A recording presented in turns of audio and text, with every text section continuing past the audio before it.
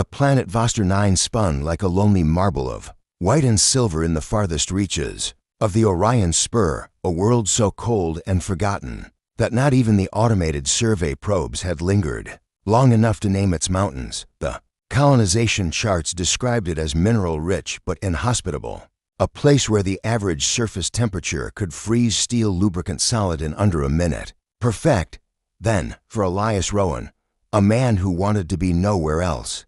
He had landed 3 standard days ago, setting down his battered Pterodyne prospecting pod on a plateau of glassy ice. His assignment was as dull as it was dangerous.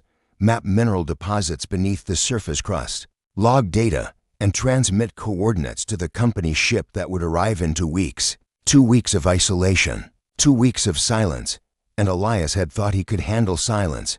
The pod was small, a single-man shelter no larger than a freight container, half buried in snow. Inside, the air smelled faintly of recycled plastic and metal fatigue. He'd set up a small workbench by the viewport, where he could watch the strange auroras flicker across the alien sky while his scanners ran. The lights were beautiful, ribbons of green and violet sliding over a black horizon.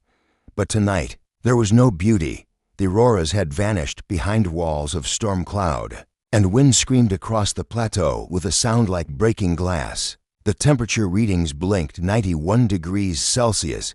Hell of a night, Elias muttered. Pulling his thermal jacket tighter, he checked the power core, still holding steady at 37%. Enough for lights, air, and heat, though the heater had begun making a worrying rattle. He thumped the side of the unit with his gloved hand. The rattle stopped. For now, he poured himself a cup of synthetic coffee, the kind that tasted faintly of iron and regret, and sank into the crash seat. The loneliness pressed on him heavier than the cold.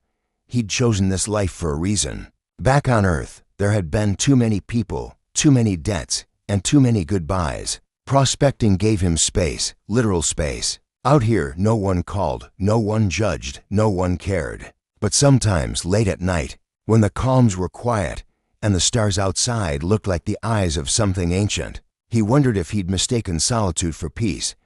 Then came the warning tone, a deep, mechanical chime echoed from the pod's console. The storm intensity reading spiked to 400 kilometers per hour winds inbound. Shit.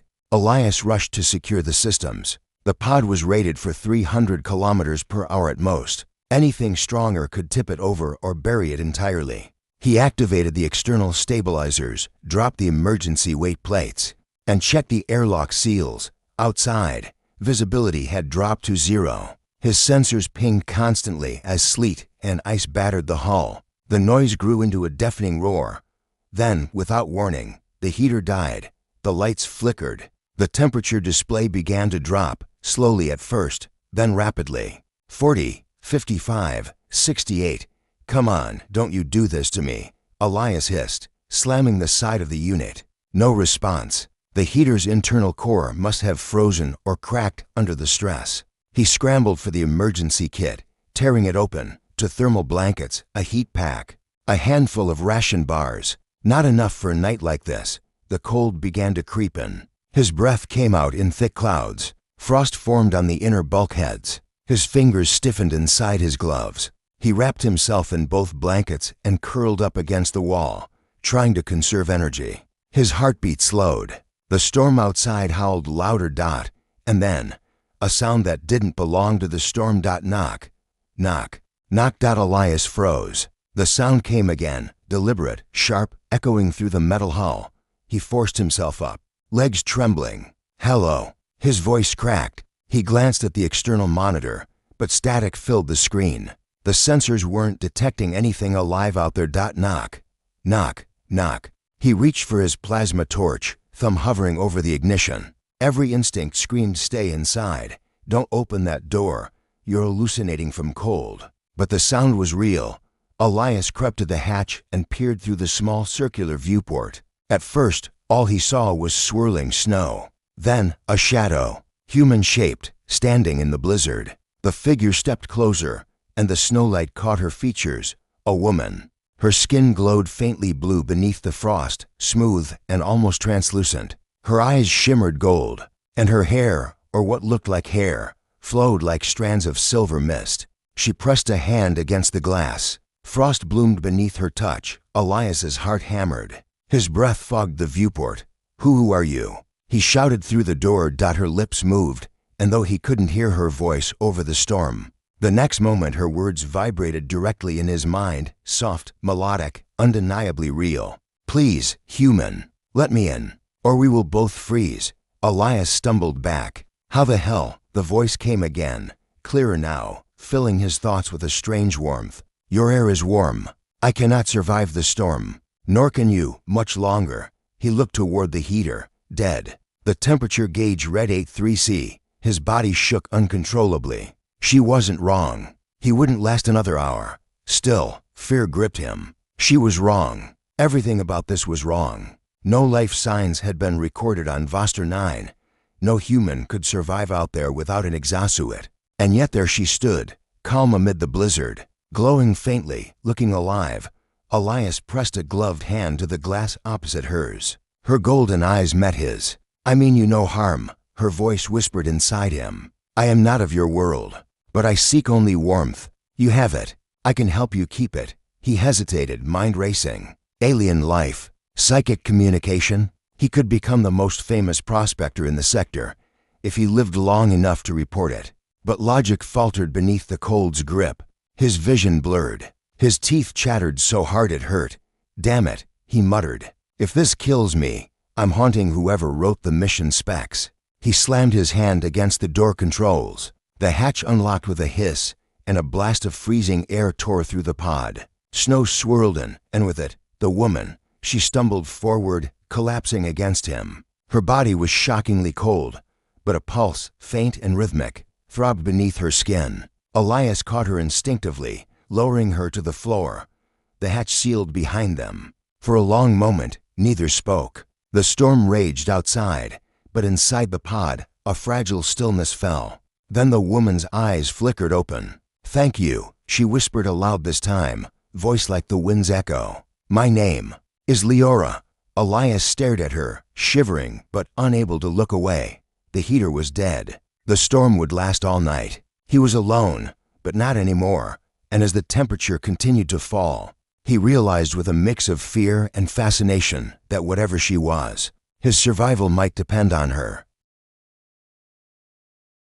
The wind howled like a living thing outside the pod, its fury shaking the walls with every gust. The temperature gauge glowed faint red, the digits ticking downward, each one a reminder of how close death waited just beyond the thin hull. Elias's breath fogged the air in pale clouds. He crouched beside the stranger, the alien woman who had appeared from the storm, watching as she drew in ragged, shallow breaths. Her skin shimmered faintly blue, but her lips were losing color.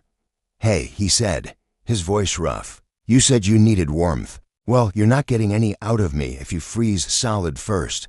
Her golden eyes fluttered open. For a heartbeat, they glowed brighter, like distant suns struggling through clouds. It's too cold, she whispered.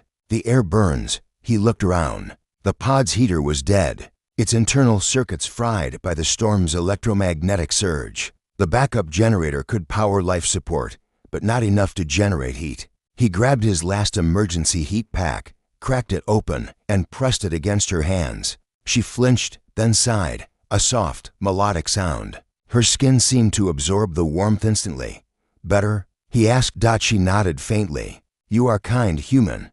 Yeah, well, don't spread it around, Elias muttered. Company policy says we're supposed to avoid first contact. They'd fire me for this. She tilted her head, studying him curiously. Fire? You speak of burning, yet you live in such cold. Elias almost laughed, a short, breathless sound. It's a figure of speech. Humans have plenty of those, usually to distract ourselves from how bad things are. Her gaze softened. Then tell me another. He blinked. Another what? Another. Speech of figures that almost drew a smile from him. I'll save the jokes for when we're not turning into ice sculptures, deal? But she didn't seem to understand the word jokes. Her brow furrowed slightly, and for the first time, Elias realized how strange this was, how profoundly alien she must feel in his presence. He reached for the thermal blankets and draped one over her, the other over himself. This will help slow the heat loss. It will not be enough, Leora said softly. The storm's energy steals warmth faster than you can make it. You are flesh and blood. I am not far different, though my kind absorb what we call vital resonance from living things. Resonance? Elias echoed. She hesitated, choosing her words carefully. It is the hum that life makes, not sound, not heat, but something deeper. When two living beings touch, their energies speak. If I can share that with you, I can warm us both. He frowned. You're saying you feed off body heat? Her eyes flickered with faint amusement. Not feed, human. Exchange, like two fires leaning toward each other in the wind. He hesitated. Every rational instinct screamed, don't do it. But his rational instincts were freezing to death, and his skin was already going numb. All right, he said, voice shaking from the cold. Tell me what I have to do. Leora rose slowly, her movements graceful but weak. Remove some of your coverings. The fabric blocks resonance. He raised an eyebrow. You're serious? Her lips curved faintly. You may die otherwise. That was convincing enough. He peeled off the outer layer of his jacket, then his gloves, wincing as the air bit at his skin. Leora stepped closer, her form luminous in the flickering light. When she reached out, her fingers brushed his wrist, and he nearly gasped. The touch was electric. Not painful, not burning, but alive. It felt as if a current of warmth and light traveled from her skin into his, spreading up his arm like molten gold. Her eyes closed. Yes, this will work. He watched, transfixed, as faint patterns began to pulse beneath her skin, delicate filigrees of light tracing her veins. The air between them shimmered. What are you doing? He asked, barely above a whisper. Synchronizing, she murmured, letting our energies find balance. You will feel heat soon. And he did. The cold receded, slowly at first, then in waves. The frost on the inner bulkhead began to melt. He felt his heart rate steady, his breathing deepen. Leora leaned closer until her forehead rested lightly against his chest. Hold still. Do not fear. Her body was impossibly cool, yet the warmth spreading between them was real, radiating outward like a shared heartbeat. The sensation was intimate, not sexual, but deeply personal, as though they were touching something that neither species had words for. After a few minutes, the air temperature stabilized. Elias exhaled a shaky breath of relief. I think it's working, he said. She nodded slightly. Your life force is strong. You are not like the others I've met. He stiffened. Others? You mean there are more of you here? Her expression darkened. There were. The storm came faster than we expected. My companions scattered. I cannot sense them anymore. A heavy silence filled the pod. Outside, the wind roared. Inside, the two of them sat close together under the fading light, surrounded by a world that wanted them both dead. I'm sorry, Elias said quietly. Do not be. Death is part of the journey, but I am not ready to join them yet. He studied her face. For all her alien features, the luminous eyes, the faint blue hue, there was something undeniably human in her sorrow. What are you? He asked softly. Leora's gaze drifted to the viewport, where snow swirled like stars in a storm. We were once travelers of warmth. My kind seeded life across worlds, long before your kind learned to burn fire. But when our sun dimmed, we lost our strength. We came here seeking resonance, a world still humming with life. But we found only silence. Until you, Elias swallowed hard. You're telling me your people made life on other planets? Not made, she corrected gently. Encouraged it. We were gardeners, not gods. He sat back, struggling to process that. So what happens now? Leora turned to him. Now, we survived the night. Together. There was a weight in her words that made him shiver again. Not from cold this time, but from something older, deeper. She shifted slightly, resting her head against his shoulder. Your heartbeat is steady now, she said softly. It comforts me. He chuckled weakly. Glad to be of service. They sat like that for a long time, two strangers in the endless cold. The storm outside began to subside, but neither moved. In the fragile warmth they'd created, Elias found his mind wandering, to earth, to the city lights he'd abandoned, to the sound of laughter that used to fill his small apartment before everything went wrong. He hadn't realized how much he missed touch until now. Eventually, Leora's breathing slowed, her eyes half-flitted. Rest, she murmured. I will keep the warmth flowing. He wanted to ask more, about her world, her kind. Her voice that spoke inside his mind, but exhaustion claimed him as he drifted into uneasy sleep. He felt her hand slip into his, her fingers cold but steady. Outside, the storm raged on, but inside that tiny metal pod, two beings from different stars shared a fragile heat, and a bond neither could yet name. When Elias woke, he wasn't sure what time it was. On Voster 9, there were no sunrises, just endless gray skies and the pale shimmer of reflected light from the planet's twin moons. But something felt different. The storm had changed its voice. Where before the wind screamed like tearing metal, now it was a distant murmur, soft, almost mournful. The pod had stopped trembling. The blizzard's rage had passed, leaving behind a silence so deep it pressed against his ears. Elias stirred beneath the blanket. The warmth still lingered, faint but real. He turned his head and found Leora beside him, sitting cross-legged on the floor. She was awake, her eyes half closed, her palms resting lightly on her knees as if in meditation. The faint glow beneath her skin pulsed rhythmically, gold and azure veins weaving across her arms. Fading, then returning with each quiet breath, he sat up slowly, his body stiff but alive. You're still here. She opened her eyes. Where else would I go? He glanced toward the sealed hatch. Outside, maybe. Back into the blizzard to wherever you came from. Her lips curved faintly. I could not survive the cold yet, and I am not sure I wish to. That caught him off guard. You mean you don't want to go home? I have no home now, she said simply. Only memories of one. Elias rubbed the back of his neck. Guess that makes two of us, for a while. The only sound was the faint hum of the life support vents. Leora tilted her head, watching the faint plume of his breath fog the air. You're kind, she said slowly. You breathe as though you carry fire inside you. It's beautiful, fire. Elias gave a soft laugh. That's what humans are best at. Burning things. Wood, air, worlds. She blinked, puzzled. You destroy what warms you. The question landed heavier than she knew.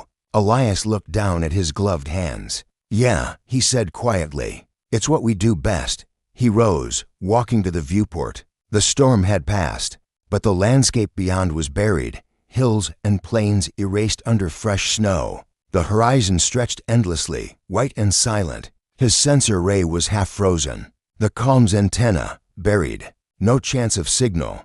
Leora stood beside him, gazing out. Your world must be so full of sound, she said. This one has forgotten it.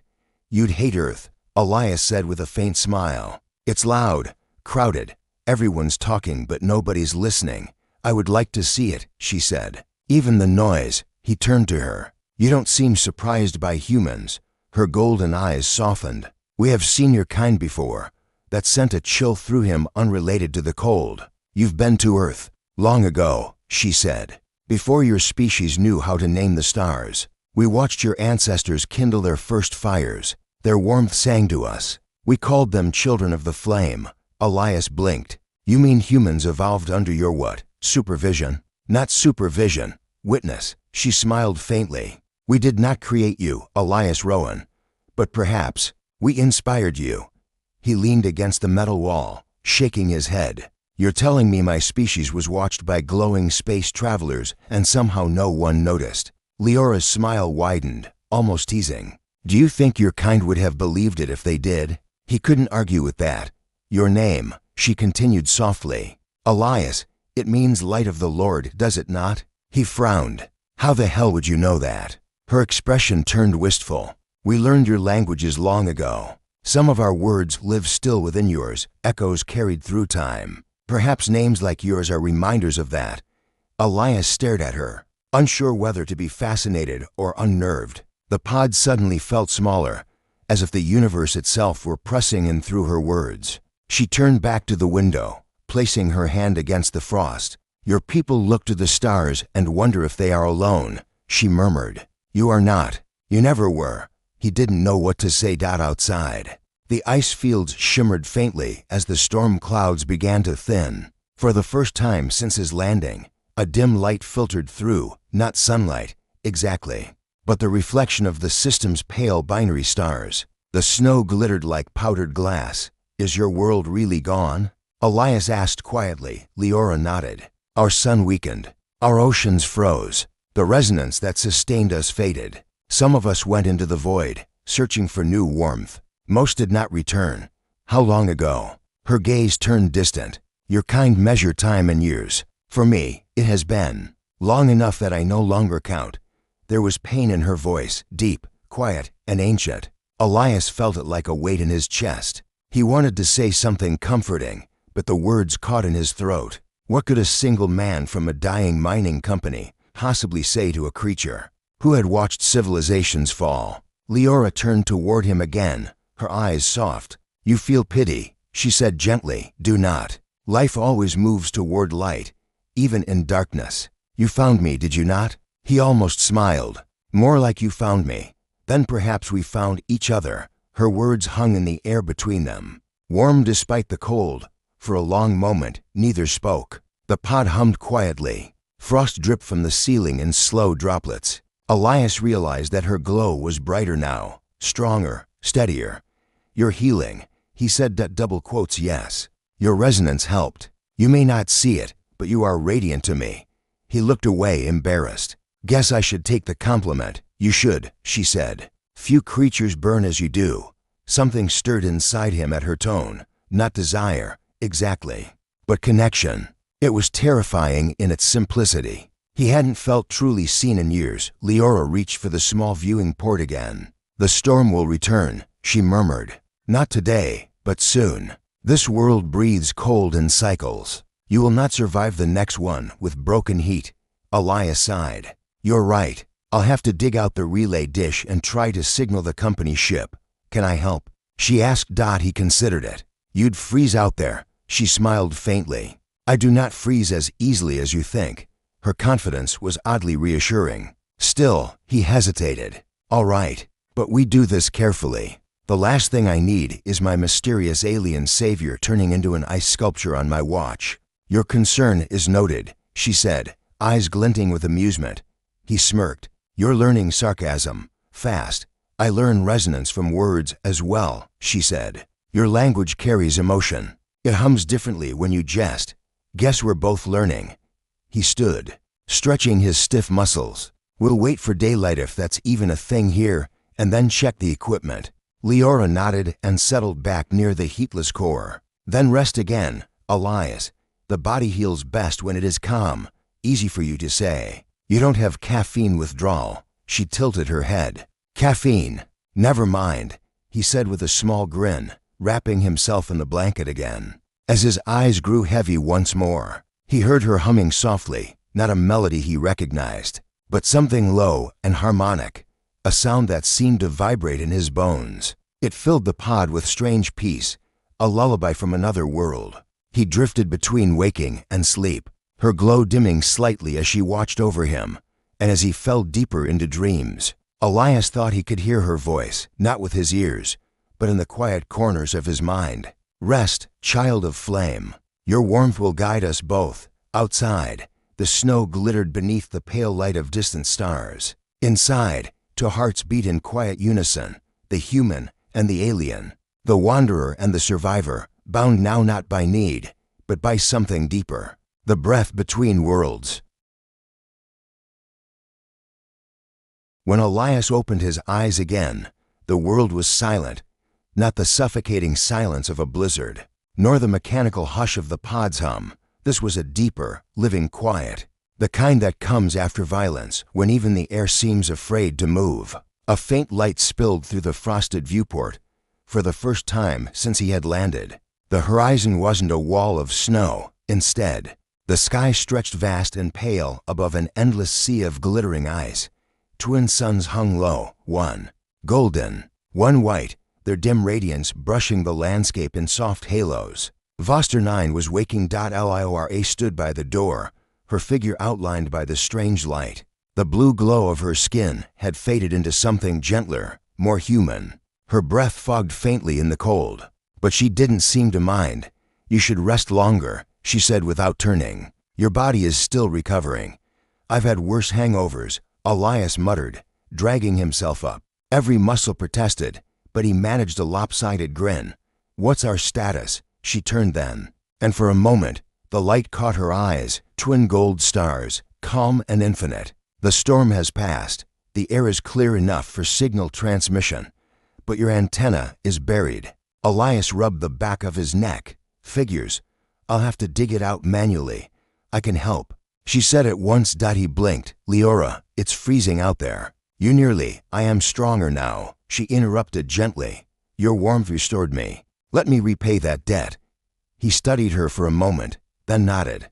"All right.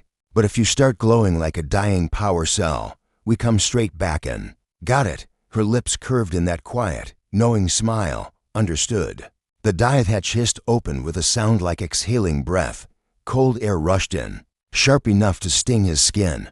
The world outside was a blinding expanse of white. Ice dunes rolled toward the horizon, smooth as glass, and the shattered remnants of the storm clouds drifted like slow-moving ghosts. Elias stepped out first, boots crunching through the crusted snow. The air tasted metallic, dry, his breath fogged. Instantly, behind him, Leora moved with impossible grace. The light seemed to bend around her, faint ripples forming in the air as if she carried her own atmosphere. "There," she said, pointing toward a half-buried shape in the distance, the bent silhouette of the communication mast. Elias trudged toward it, half sinking with each step. By the time they reached the mast, his limbs ached and his lungs burned. The structure was encased in a thick layer of ice. Its dish tilted uselessly toward the horizon. "Damn it," he muttered, slamming his glove against the frozen metal. "It's fused solid." "Step back," Leora said. He hesitated. "What are you?" Before he could finish, she raised her hand. The faint blue light under her skin brightened, lines of energy tracing her arm like living circuitry. The air shimmered, and for a moment, Elias felt the temperature rise several degrees. Then the ice began to melt. Steam curled upward as the frozen sheath cracked and ran like water. The mast gleamed beneath the runoff, clean and whole. Elias stared. "You can generate heat?" "Not heat," she corrected softly. "Resonance. The vibration of life itself. On my world, we shaped matter by feeling its song." He shook his head in disbelief, smiling despite himself. "You make my mining laser look like a toy." Her laughter, light, melodic, drifted across the cold air. "You humans rely so much on machines. You forget your own strength." Together, they righted the mast. Elias wiped frost from the control panel and keyed in a signal. The console flickered to life, the familiar hum of the transmitter filling the quiet. "Signal strength, 47%, he murmured. "It's not great, but it'll reach orbit." Leora crouched beside him, watching the display curiously. "You call your kin this way?" "Through metal and current." "Yeah," he said, adjusting the frequency. "This'll ping the company relay. They'll pick up the coordinates and send a ship within a few cycles." Her expression darkened slightly. "Then you will leave."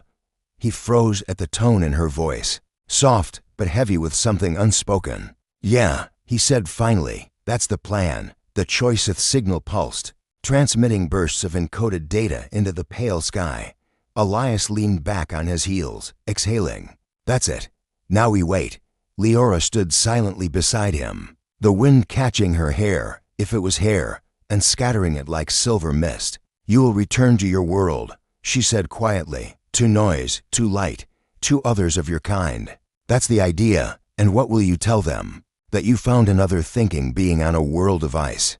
He hesitated. The thought had haunted him all morning. "If I tell them, they'll send ships, scientists, weapons. They'll take this place apart molecule by molecule to find out what makes you tick." Her golden eyes met his. "Then you will not tell them." He sighed. "If I don't, they'll ask questions I can't answer." "Humans are very good at pretending," she said softly.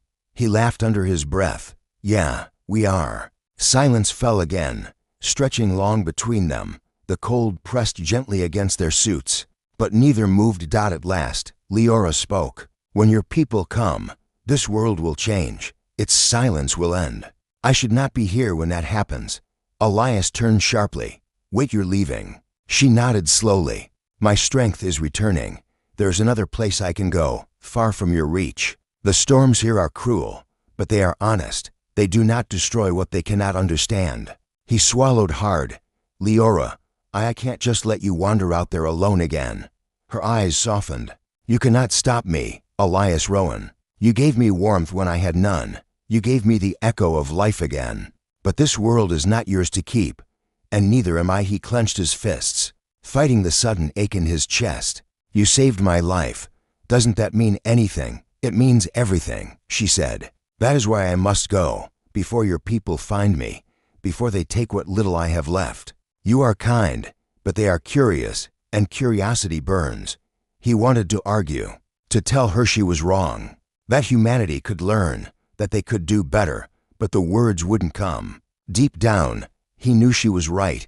Finally, he whispered, at least let me give you something to remember me by. Leora smiled faintly and lifted a small, crystalline shard from the folds of her robe, translucent, pulsing with faint light. I already have something, she said, pressing it into his gloved palm, a fragment of my resonance. It will glow when you are near death, or near me, whichever comes first.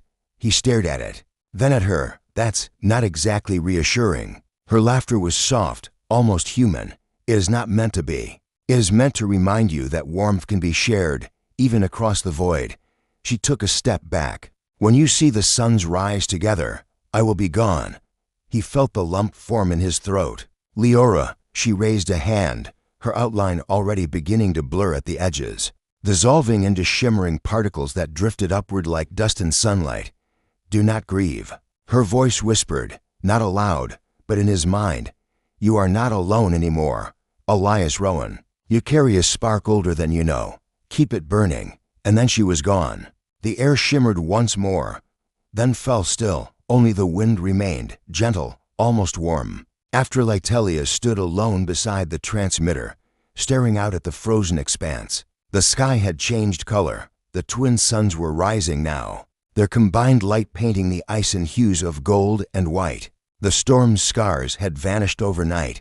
The world looked untouched, as if nothing extraordinary had ever happened. He looked down at the shard in his hand. It pulsed faintly, once, twice, then steadied, matching the rhythm of his heartbeat. Guess it's just you and me again, he murmured. He turned back toward the pod. Behind him, the antenna hummed, quietly, sending its call toward orbit. A simple distress beacon, nothing more. No coordinates, no data, no mention of Leora. He would tell the company that a storm fried his instruments, that he'd barely survived, that the planet was barren and worthless. They would believe him. They always believed the convenient stories. As he stepped inside the pod, the shard's glow brightened briefly, then dimmed to a faint, comforting warmth. He sat by the viewport, watching the horizon blaze with light. For the first time in years, Elias didn't feel alone. And somewhere, across the frozen world, or perhaps across the stars themselves, a voice whispered softly through the silence of his thoughts, "Share my warmth, human, until we meet again."